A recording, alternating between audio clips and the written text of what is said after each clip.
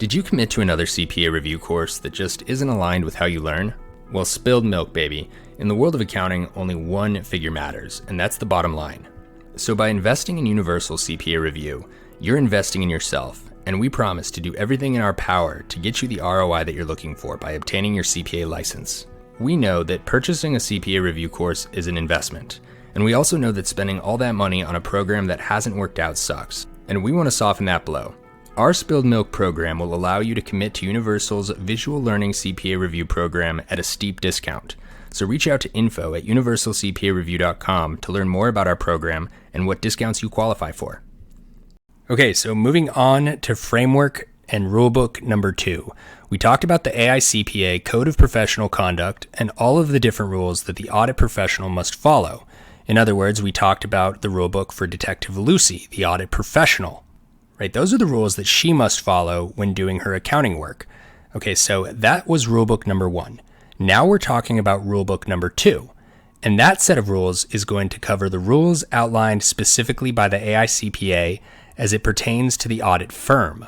So now instead of thinking about Detective Lucy, the audit professional, we're going to think about Palmer CPA PC. And this is the accounting firm that Detective Lucy works for. All right, so she's the covered member. Right, she's the one that is leading the engagement staff when auditing various clients, but the AICPA Code of Professional Conduct will also require that firms that are providing auditing services, attestation services, and accounting and review services adopt a system of quality control. So the statement on quality control standards are issued by the Auditing Standards Board, and they provide guidance with respect to quality control. So when you think about quality control, I want you to think about the rulebook for Palmer CPA PC. And again, this is the firm that Detective Lucy works for.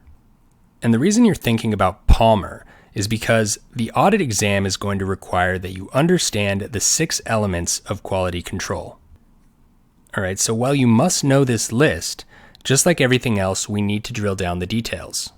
All right, sure, they might frame a question that simply requires that you memorize the list of 6 elements. Okay, yeah, you might see a question that says something like, all of the following are considered an element of quality control except. Yeah, you might get away with it, but in order to ensure that you're as ready as possible for the 2 or 3 questions that they're going to throw your way related to this topic, you also want to know the characteristics within each of these 6 elements.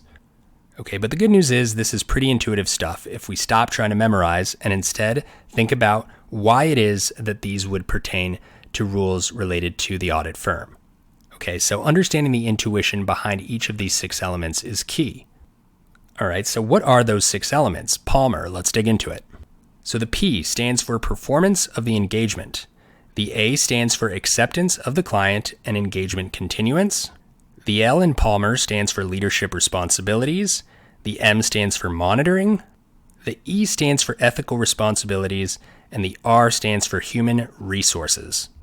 All right, so at a high level, we got to think about Palmer, and we got to think about the rule book for the audit firm.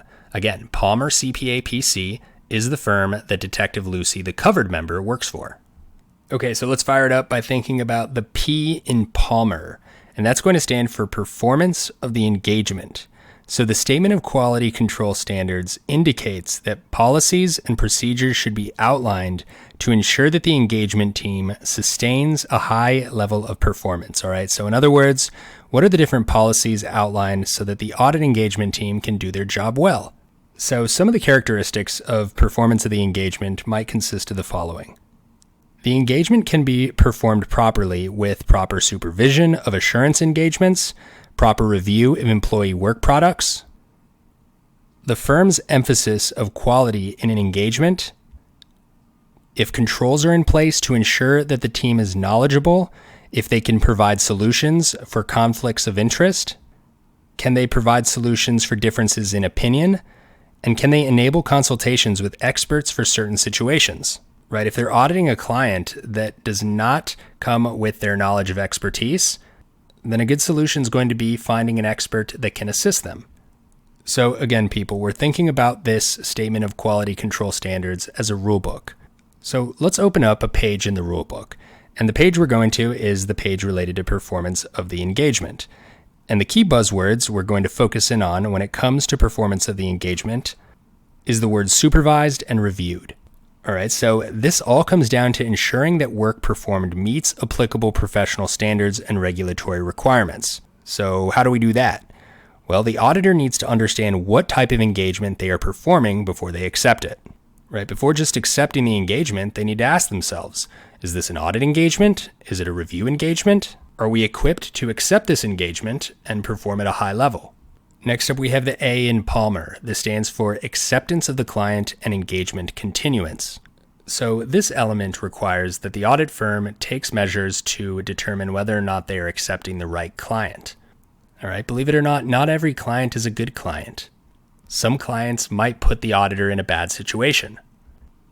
So the audit firm should have procedures set up so that they can ensure that the client that they're accepting is an appropriate client, or whether or not they are going to be able to continue a relationship with an existing client.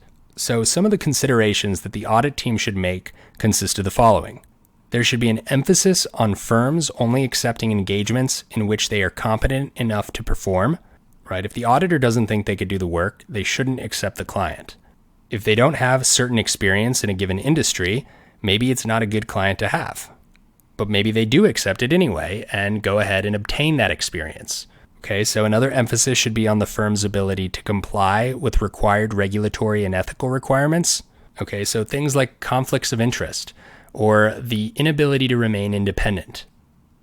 That's going to be an issue that might compromise the auditor's ability to perform the engagement, in which case maybe they shouldn't accept or continue the engagement. All right, so this next one is a big one. This should include an emphasis on the firm's not accepting engagements in which the client's management has a high likelihood of lacking integrity. And that's one we're going to put a little star next to. All right, but hang with me. We're going to emphasize that a little bit more in just a second. And before we do, we should note that the firm should specify policies and procedures in the event of withdrawal from a particular engagement. Documentation and engagement team discussions should be performed on a recurring basis. All right, but again, when addressing this page in the rulebook, we want to ensure that we, the audit firm, are associating ourselves with the right clients. So we do that by minimizing the likelihood of associating with a client whose management lacks integrity, by assessing management and reviewing comments by predecessor auditors. All right, so predecessor auditors are the prior period auditors before we took on the engagement. All right, so the buzzword here is going to be minimize likelihood. Okay, so one of the primary factors involved in the A in Palmer, right, client acceptance and engagement continuance, is minimizing the likelihood of associating with a client that lacks integrity. They love to test this on the exam. Okay, the other primary factor is going to be determining whether or not the audit firm can perform the engagement. All right, but this first characteristic is one that I want you to star. All right, next up is the L in Palmer. That's going to stand for leadership responsibilities. All right, a good audit firm should have strong leadership.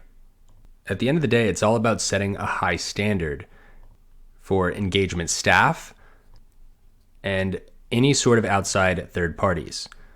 Okay, there needs to be an allocation of responsibility, and there needs to essentially be a good system of internal control. All right, so although we're talking about internal control for the audit firm, it still needs to be of high quality. All right, and that starts with strong leadership. Okay, so some of the characteristics of leadership responsibilities: the firm should commit a selected amount of their budget towards the integration of the development and deployment of quality control systems. There should be an emphasis on firm-wide quality. All right, a little vague, I know.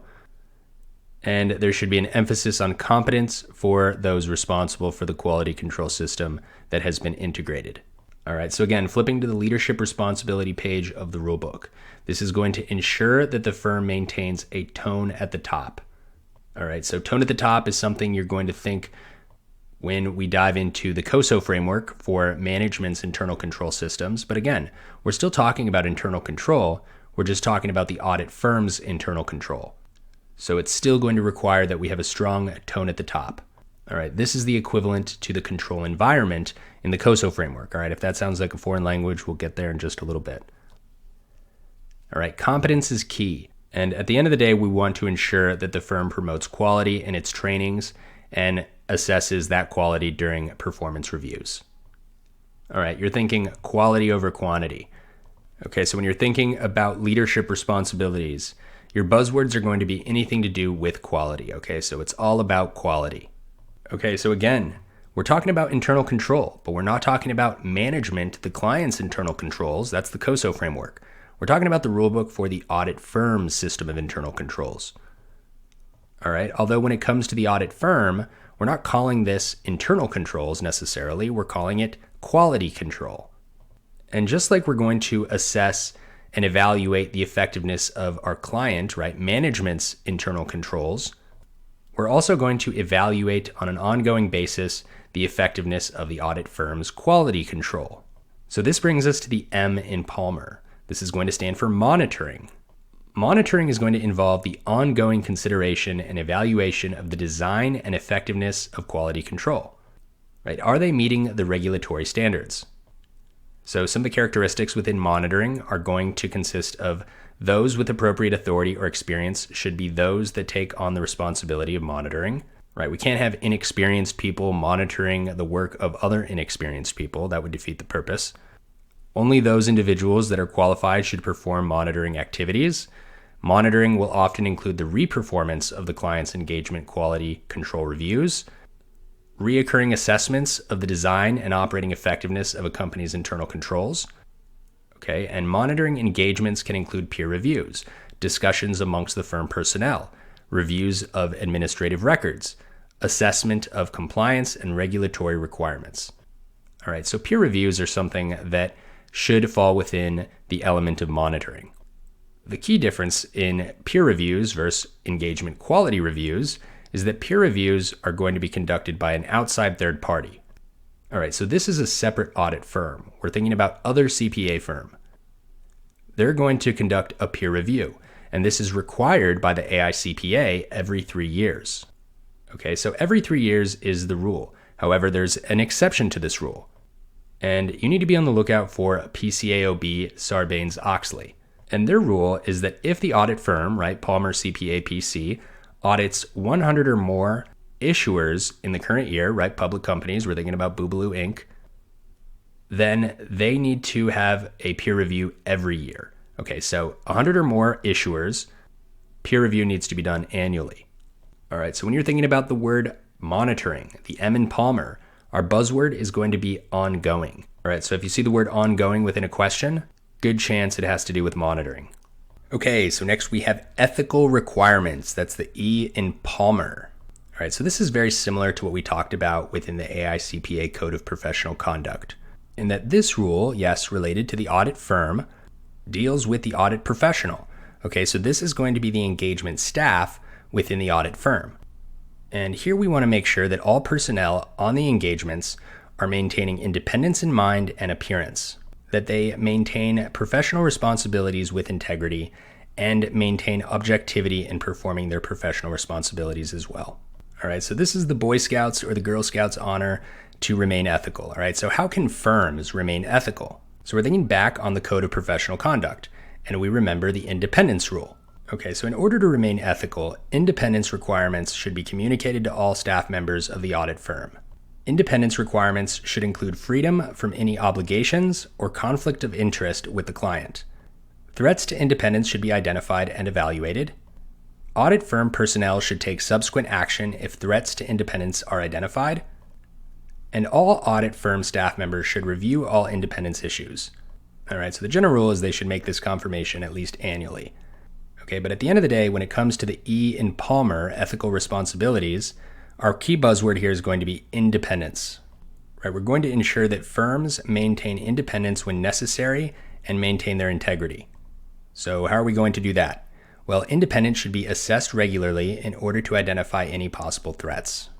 Right, as we mentioned, at least annually. All right, so the question at hand here is our staff independent?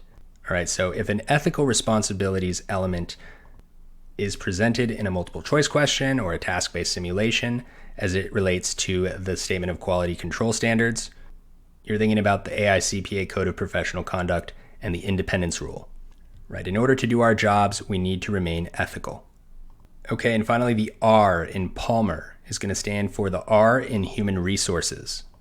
All right, so we all know what human resources is, right? If you work at an accounting firm or any company, the human resource department is the one that is responsible for hiring you.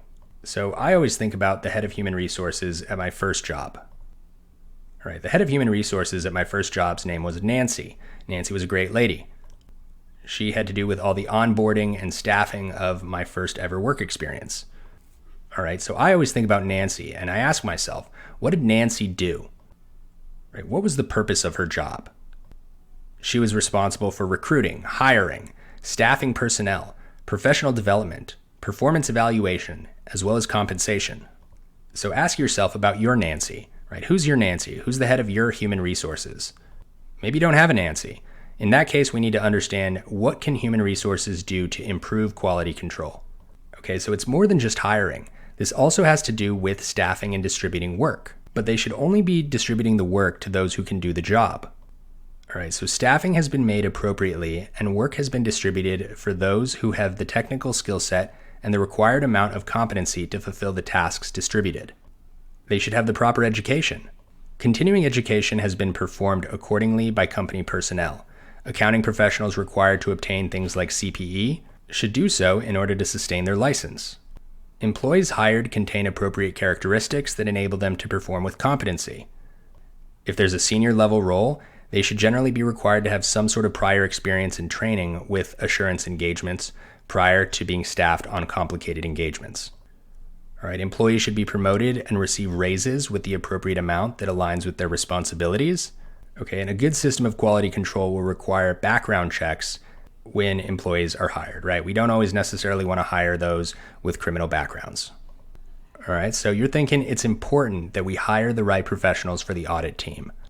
All right, so how do we do that? The appropriate personnel should be hired, work is assigned to appropriate personnel, and personnel maintains necessary education requirements. All right, so something like HR's interviewing a new audit manager to replace Tim. That would be the responsibility of human resources. All right, so we're thinking about staffing and personnel. That's our buzzword. Okay, so think about your Nancy. Who's the head of your human resources? Who hired you? Who recruited you? What was their job? Thinking about that will generally lead you to the correct answer choice when it comes to human resources.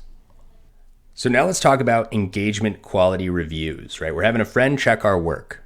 As we've mentioned many times up to this point, we're talking about a framework, right? We're talking about a rule book, and that rule book is related to the audit firm. The Code of Professional Conduct specifically is going through the framework for Detective Lucy, the audit professional. But now again, we're talking about Palmer CPA PC, the firm that Lucy works for. Okay, so within those rules, the AICPA says that all of the work should be reviewed by an objective party. So somebody that is not within the engagement team. So Detective Lucy and her engagement squad have done their work. They're ready to release the report. But the audit firm rulebook says that they should have somebody else within Palmer CPA PC that was not involved in the engagement to take a look at Lucy's work before they release it. Okay, so Lucy's going to hit up Dave, who's another partner at Palmer CPA firm, to do a quality review. So this is all about the standards that Dave has to follow when conducting the engagement quality review. All right, so we should also know the required documentation that Dave should put together in order to abide by best practices. Right, Dave's going through the review of Lucy's work. He's checking all the boxes. He's making sure that all of the ducks are in line. What notes does Dave need to document? And the reality is that might depend on whether the quality review is being done for the work performed on an issuer versus a non-issuer. So when we're thinking about issuers, we're thinking about public companies. Right, we remember Boobaloo Inc., our public company. Okay, so again, they're representing our issuers, whereas non-issuers would be private companies. So we're thinking about Galbraith Dental Inc. Okay, and regardless of whether we're talking about the quality review engagement for a non-issuer versus an issuer, the documentation is going to be focused around who has done the quality review work. It's going to talk about when the work was done. Was there any assistance related to the work? Okay, so what is being documented in this case has less to do with specifics related to the engagement, right? Less to do with the audit facts and more to do with information that pertains to the quality review itself. Okay, so the PCAOB standards have a more definitive list that we need to abide by. Okay, so Dave, who's performing the quality review, should follow this list and make sure that everything that is necessary is being documented. And this is basically going to ensure that certain significant judgments have been evaluated properly by the quality reviewer. Okay, so do you need to memorize every single bullet within this list?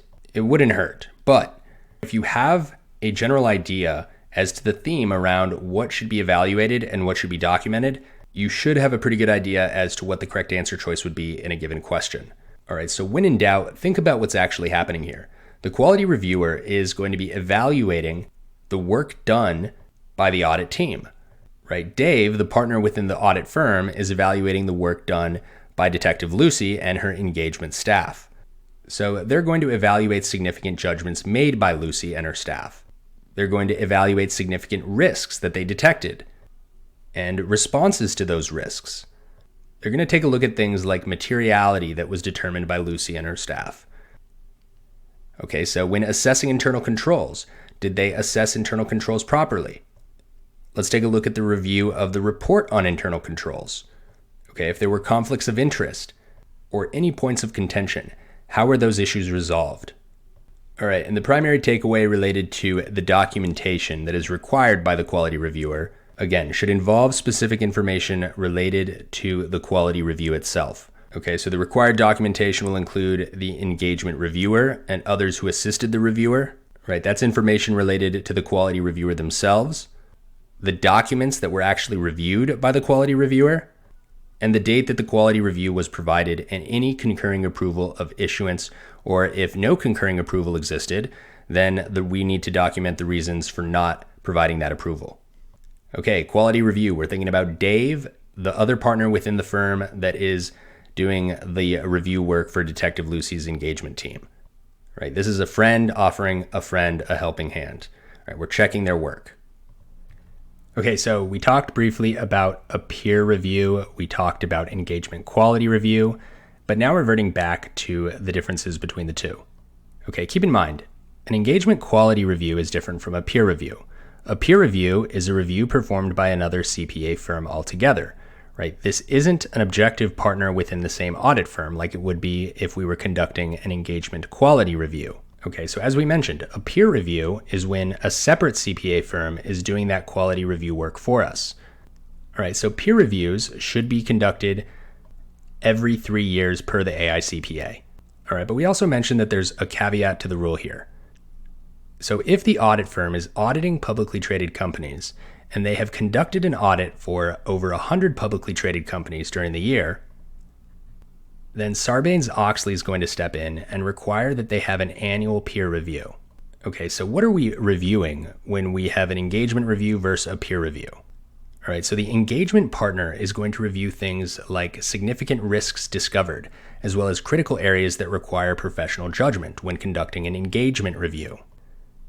Right, so this is, again, going to be conducted by the audit firm that performed the audit engagement. Right, that's Dave, the managing partner within Palmer CPA firm, whereas peer reviews are going to be performed from one CPA firm to another, making sure that they follow proper quality control systems. All right, and again, that is generally going to be conducted every 3 years.